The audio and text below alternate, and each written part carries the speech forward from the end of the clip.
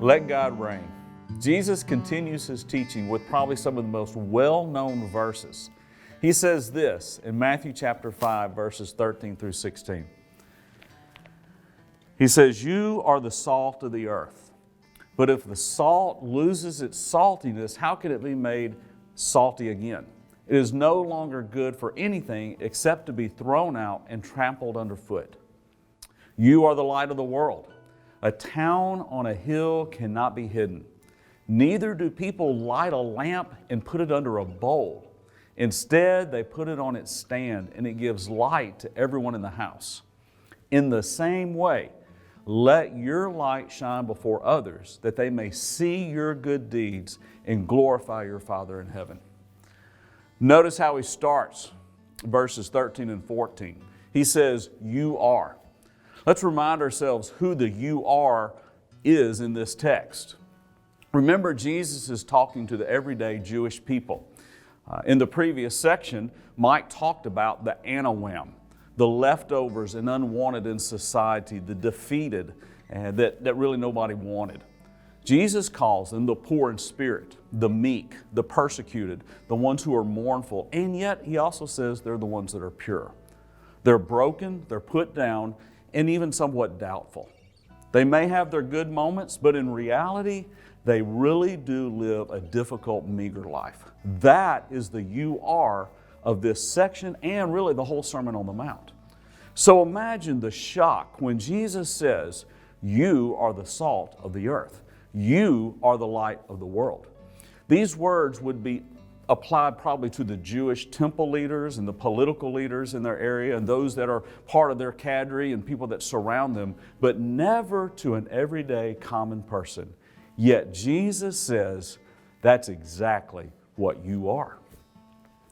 Another interesting part is "you are" indicates this is their current state. They're not becoming salt and light. They don't fulfill certain obligations to be salt and light. They are salt and light. In their current, everyday, common, often broken state, they are salt and light. What an encouragement. What a perspective change. One that I'd imagine was hard to believe, but encouraging to hear. Jesus was telling them how he saw them and who they were in spite of what their circumstances were. Jesus' use of salt and light as metaphors is interesting. Salt and light both permeate what they touch. Salt, food, and light, of course, darkness. It doesn't take a lot of either to begin to see a change. Let's break this text down a little further. Again, verse 13 says, "You are the salt of the earth. But if salt loses its saltiness, how can it be made salty again? It's no longer good for anything except to be thrown out and trampled underfoot." Jesus' use of salt would cause their minds to go to several places and ideas. One, they would think about their food in its use in food. Salt, of course, adds flavor to food.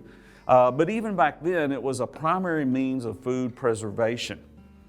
Their minds would also go to the grain offering that was made at the temple. Leviticus 2 says that the grain offering was always offered with salt. However, Jesus says if salt loses its saltiness, it's worthless. How does this happen? You know, it's not so much that the salt will become less salty, but it can become impure and polluted as it's mixed with other elements. Salt was often gathered from salt deposits made around the Dead Sea, which is also known as the Salt Sea. These deposits were often pawned off and sold as pure, but being mixed with other elements made it less pure and thus less effective. Being useless for its intended purpose to preserve or flavor, and even tainting things, it was thrown out into the street where it's trampled and forgotten. Jesus says a lot in that one verse. Let's read verses 14 through 16 again. "You are the light of the world. A town or a city built on a hill cannot be hidden. So neither do people light a lamp and put it under a bowl. Instead, they put it on its stand, and it gives light to everyone in the house. In the same way, let your light shine before others, that they may see your good deeds and glorify your Father in heaven." Again, light, like salt, permeates darkness. Even a dim light will shine bright against the canopy of the darkest night. In a world with no electricity, lamps and oil were valuable commodities and not to be wasted. In the evening, when people lit lamps, the collective light of the lamps in a city built on a hill could be seen for miles. Imagine travelers nearing the end of their day's journey to home or to stop overnight in the city, seeing the light of their destination. It gave them guidance and hope, knowing that they were close to their destination. This quickens their step as they're weary from their traveling.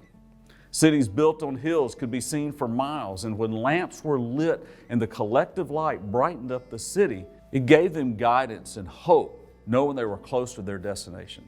This quickens the step of a weary traveler.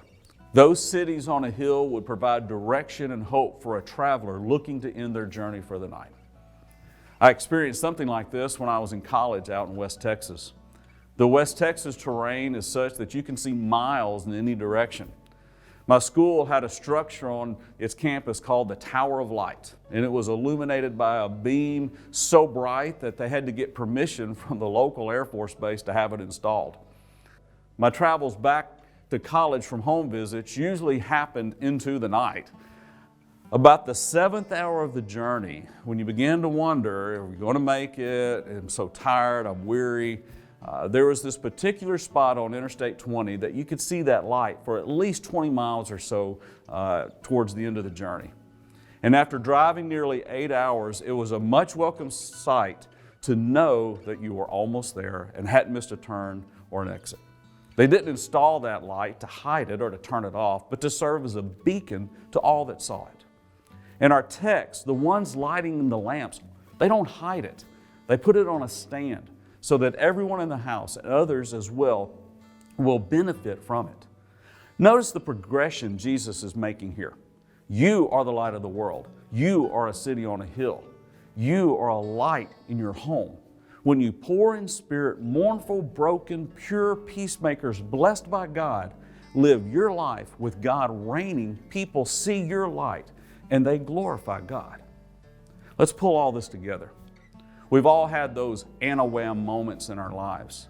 The mistakes that were embarrassing and even shameful. The failures we've experienced. We've all been passed over and unnoticed at some point in our lives, and it will probably happen again.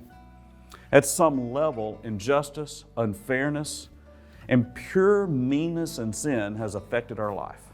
Some of our own doing, and some at the hands of others. And the enemy has and will come in and twist those things in our mind to the point that we believe the lies he tells us, that we are just the sum of our negative experiences. On the other hand, the other side of that coin, we've also experienced successes. We've been chosen for the team, we've graduated, we got the job, we got the spouse, we got the house, we got the kids, we got the raise. We've worked hard and it's paid off.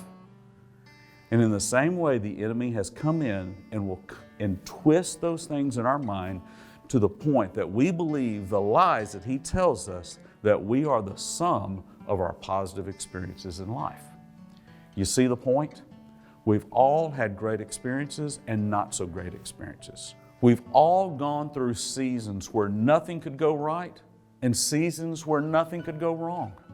No matter who we are, no matter what we've experienced, no matter our station in life or where we live in this world, we need to let God reign in our lives, because we all find ourselves, no matter who we are, what we've gone through, spiritually poor before God, mournful because of sin.